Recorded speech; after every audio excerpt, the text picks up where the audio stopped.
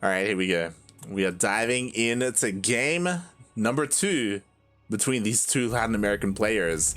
And surprisingly, I didn't get to see what happened in the game. But surprisingly, this player here in the bottom left-hand corner of Jaganatha ALE, one of the best players in Latin America. He made it to the top 4 of DreamHack, by the way, and beating Cham. He's currently down 0-1 in this best of 3. The Mexican Zerg representing Macacos everywhere. It is JimRising. And spawning in the top right hand corner of Jaganatha ALE, we have the Peruvian Protoss. He's orange, taking game 1 in this best of 3 series, and it wasn't a cheese or anything like that either. It was a straight up macro game. It is SabeRLighT.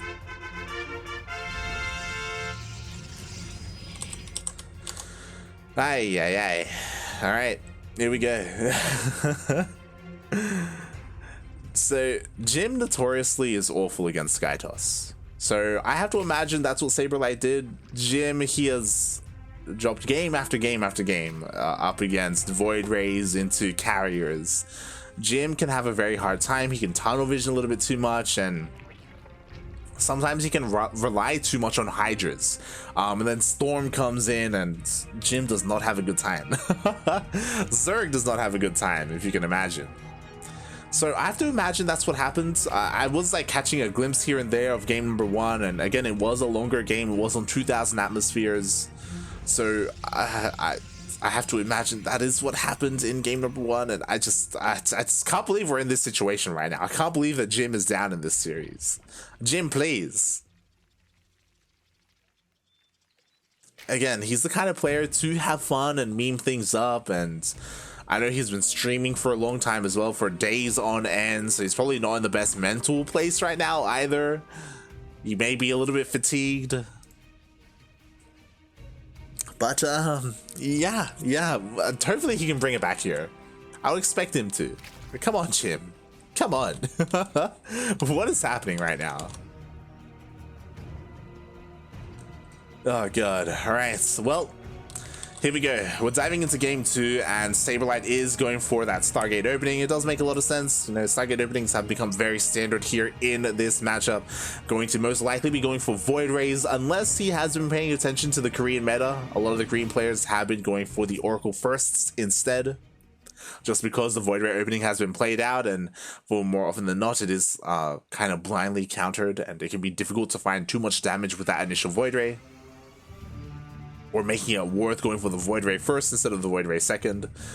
So yeah, we'll see how this goes.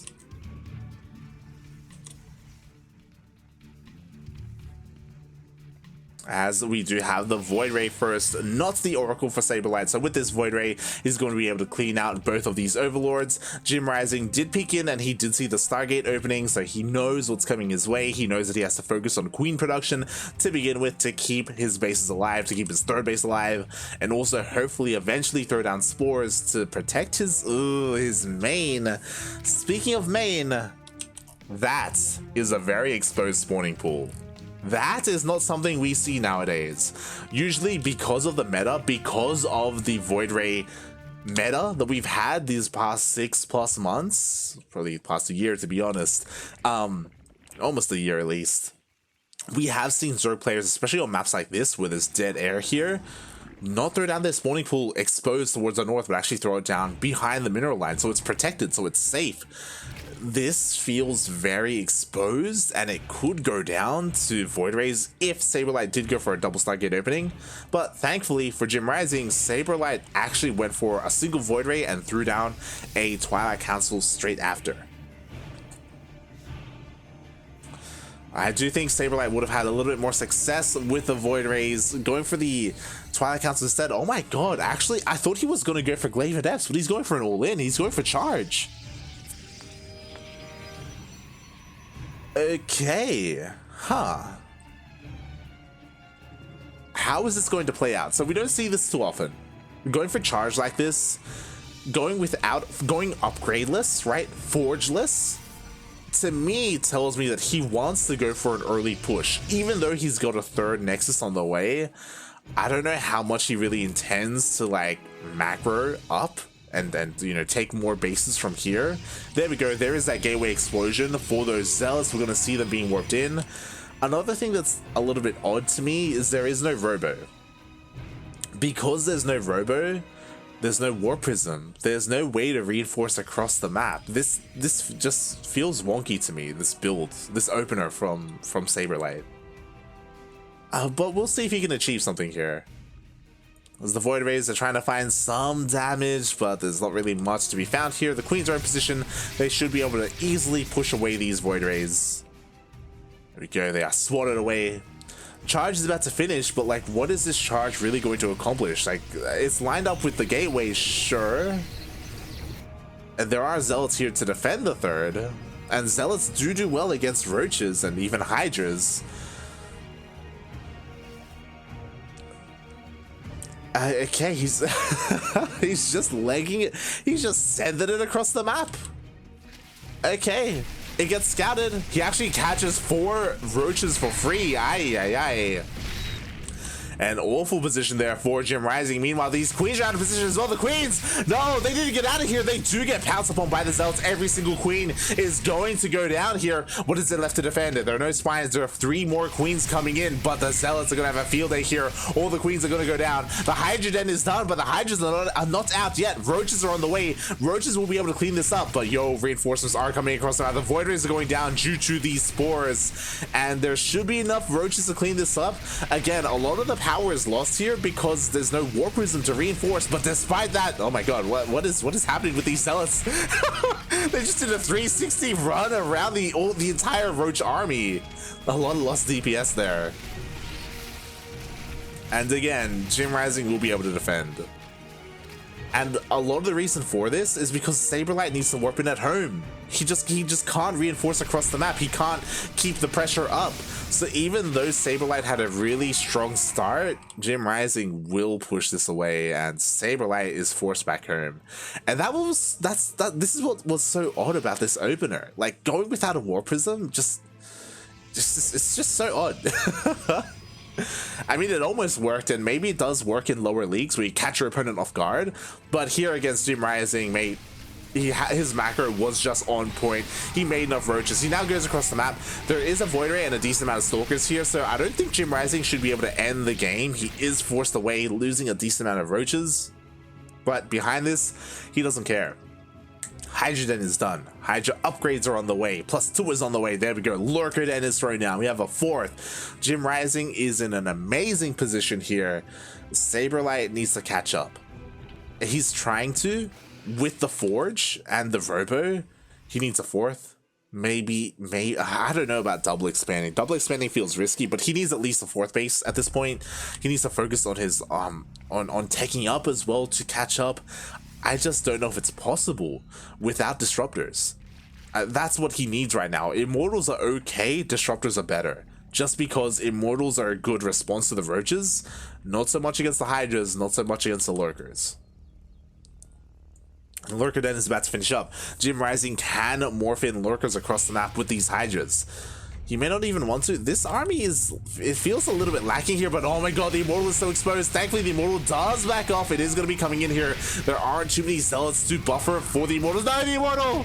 Ah, the Immortal goes down.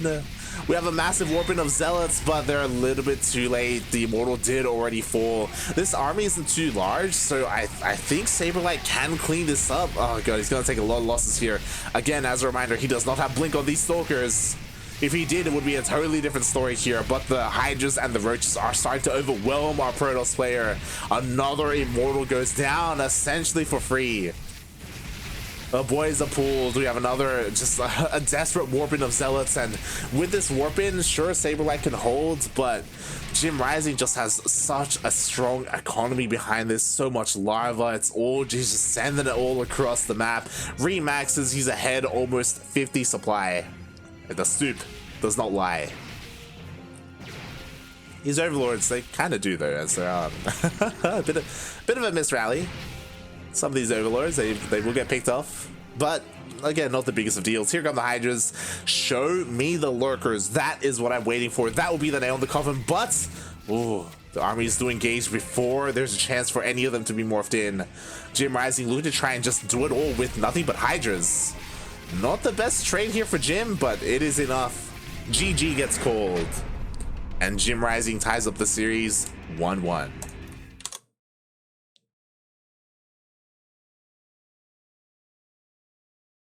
Oh.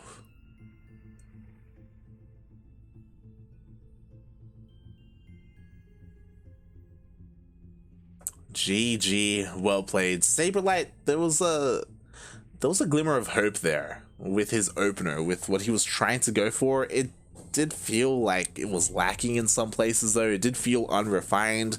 Sure, maybe it does work in Masters League, but against pro players like this who have their macro on points, like, man, you can't pull a fast one on them like that. You can't just like just try and rally zealots across the map. Like, what are you, Terran? Nah, mate. Like, if you're not gonna go for a war prism, that's fine. Have a reinforcing pylon, you know? Like, just have a pylon in the middle, even in the middle of the map. That would change everything. Maybe there's a world where SabeRLighT is able to take the series. It could have happened.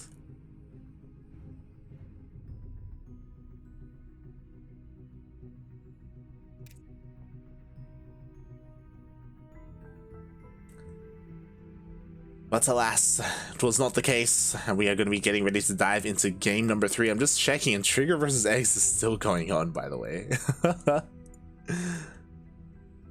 Still ongoing, mate. Eric and Ryu are going to be waiting for a long time.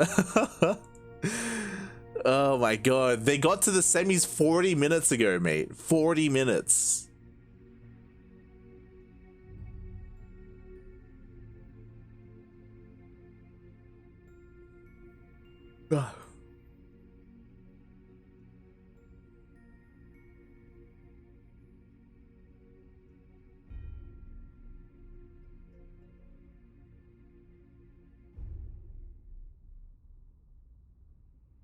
It's Jim drunk. He could be. It's possible, mate. Man, we're just waiting for the lobby link to be posted. I'm just shocked that, again, Trigger versus Eggs is still going on. It's crazy to me.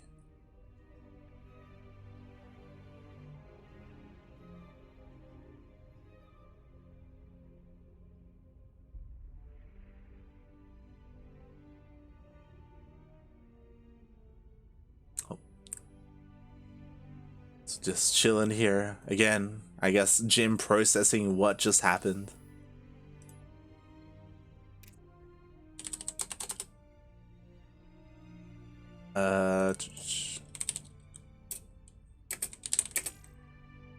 Alright, there we go.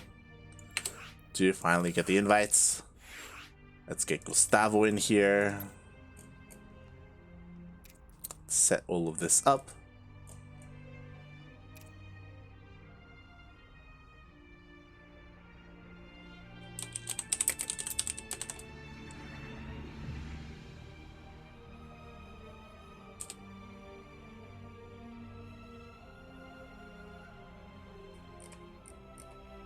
And we'll see where we go from here. As oh, there we go. Lobby has been made. We're going to be diving into game number 3, the ace match between these two players.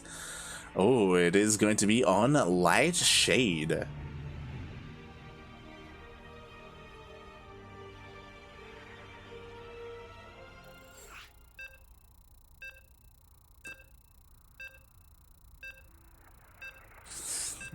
Isn't it? Oh god, the jokes in the chat are awful today for sure. They're awful. Funada for sure is in the chat.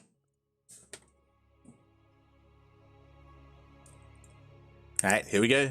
Ace match. The winner of this series will go up against NL Ghost, the Brazilian player.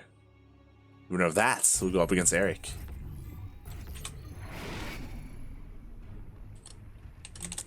But here we go. Spawning in the bottom right hand corner of Light Shade LE, we have the Mexican Zerg player. He's red, bringing back the series from a deficit.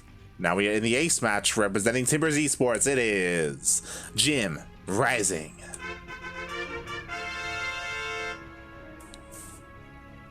And spawning in the top left-hand corner of Light Shade LE, we have the Peruvian Protoss. He is orange, representing Team Mamadísimos.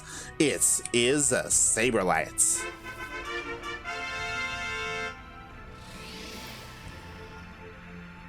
MDS, a bit of an amateur team. SabeRLighT's a part of it, Cristiano as well, and a couple of others. I believe the other Neo is a part of it. The Alpha X Neo, maybe? No, not the Alpha X Neo. The Costa Rican Neo, maybe? So many Neos, so many Neos. Yes, we shall see what comes of this series. We'll see if SabeRLighT can make the impossible possible and take down Jimena herself. Have to wonder. Again, this series is closer than anyone really expected, to be honest. Shouldn't have gone this way, but apparently this is how things have turned out. And maybe he can cause the upset. So far, everything is pretty standard here.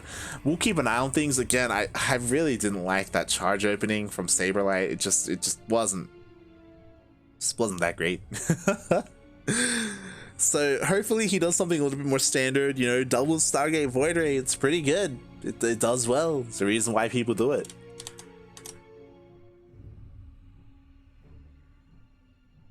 We'll see if SabeRLighT does it here. Meanwhile, JimRising, everything is pretty standard. You know, goes for the hatch gas pool opening. I imagine going to be going for a third hatchery at some point here as well. He does typically delay it in a lot of his matchups, but he doesn't necessarily go for, you know, or stay on two bases for too long.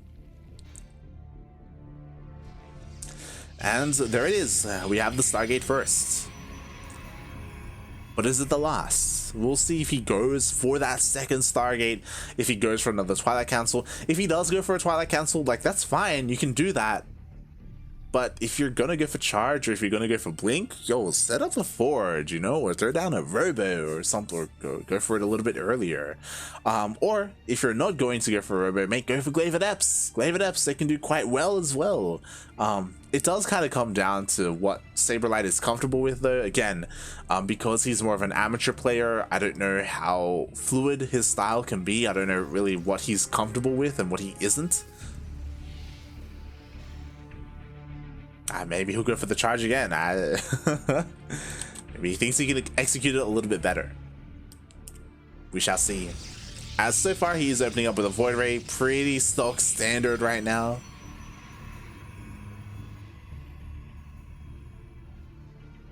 Gonna be able to hunt down this Overlord. Meanwhile, the Overlord will be able to peek into the main base and see the Stargate. He'll be able to see his demise. I say that, but the Void Ray actually ignores him. Oh my god. Assuming there was an Overlord here at the pillar.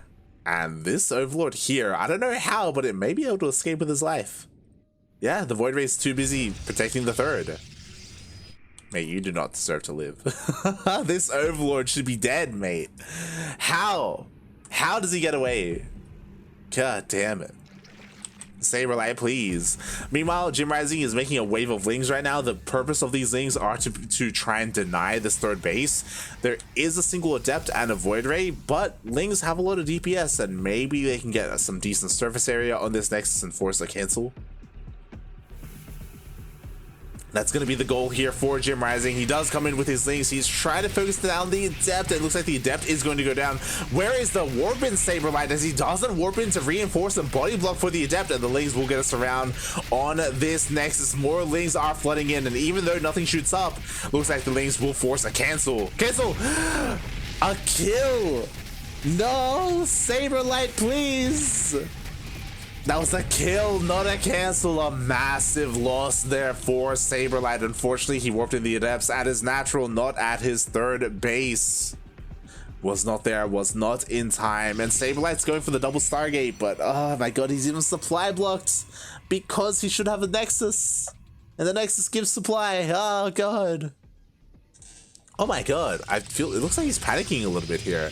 Like, because he wants to use his resources doing some. There's still no pylons on the way, by the way. Okay, a couple of pylons did just finish up. He does use his resources on the Twilight Council and a Force, so he can switch into Charge Lots or Blink Stalkers from here. But a really rough start for SabeRLighT. And JimRising, he's on 3 bases. He's droning up to his heart's content. There's nothing stopping him. There's no aggression whatsoever from SabeRLighT. No pressure from the Adepts or the Void Rays. He's just going to be able to drone up and make nothing but roaches and just push out across the map. And what can SabeRLighT do to stop him? I would say that, you know, by the time the push comes, maybe there's going to be 5 or 6 Void Rays, but the Void Ray production just hasn't started. Like, because of the supply block earlier, SabeRLighT, he just gave up on the idea, and he's just going for something else completely. 3 Void Rays are coming out. That's great, I guess. JimRising, if he doesn't respect this, and if he doesn't have enough enough queens, then these Void Rays can deal a lot of damage. Already 1 queen goes down. Ooh, a 2nd queen could do her down as well. There we go, the rest of them do meet up. But here come the roaches and the lings going across the map. The roaches are going to try and focus down this adept, and then the lings can flood in. Oh my god, where's the warp in? Where's the overcharge? It's not there, the lings flood in. Overcharge. 1 second too late. It does nothing here. We do have a warp in of units, but they're all going to go down. The shield battery gets focused down as well. There's nothing left here for SabeRLighT. The Void Rays do come back to defend, and the Void Rays will clean this up, but look at just how many workers have gone down. Lings in every single base. The only safe haven here is the 3rd, and some of the workers will escape there, but 29 probes already going down. A couple of buildings are depowered. The Lings still dealing even more damage, and after all is said and done, JimRising behind this, he threw down the Hydra. He's switching into those Hydras, and that is going to be the nail in the coffin here. Meanwhile, as we are reaching an end to this game, I did just get an update. Trigger did 2-0 eggs. Trigger, he finally finished up his series. He is moving on to face Watch in the round of 3, or in the 3rd round. Trigger working his way up to face Ryu in the lower semifinals. And the winner of this series is looking to try and face Eric. Again, so far JimRising, he's just in the driver's seat, dealing so much damage early on. The Hydras are here. There's just barely anything on the ground to really deal with these Hydras. At the same time, there isn't really much of a buffer for the Hydras either. So JimRising is forced back. He does have to kind of rally his troops together, reinforce, and then push out with everything he has. And there we go. He's pushing out with the roaches and lings to help buffer. And really, there's just a measly force here for SabeRLighT. He doesn't have Disruptors, doesn't have Colossus, doesn't have Storm either. He's relying on Archons and Charge Lots right now to try and defend. And they can do well in high numbers, but not in these numbers. As the lings flood in, no, the wall's not a wall! Not again! SabeRLighT, please! Everything gets depowered. SabeRLighT does respond, forces a recall into the main base, actually. Interesting decision. He exposes all the cells that were left behind there, and the Hydras are pushing into the natural base. SabeRLighT does push away Jim. Jim has a bit of PTSD. Again, SabeRLighT took game 1. Jim doesn't want to overextend, but GG gets called. SabeRLighT taps out. And JimRising takes the series 2-1.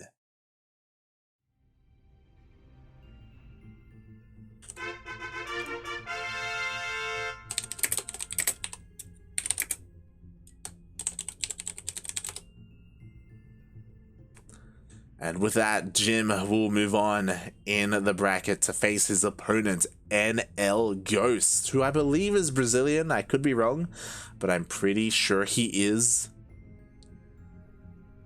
And now we can finally progress with this bracket. Round 2 has all completed. Now we still have 2 series remaining. JimRising versus NL Ghost and Trigger versus Watch.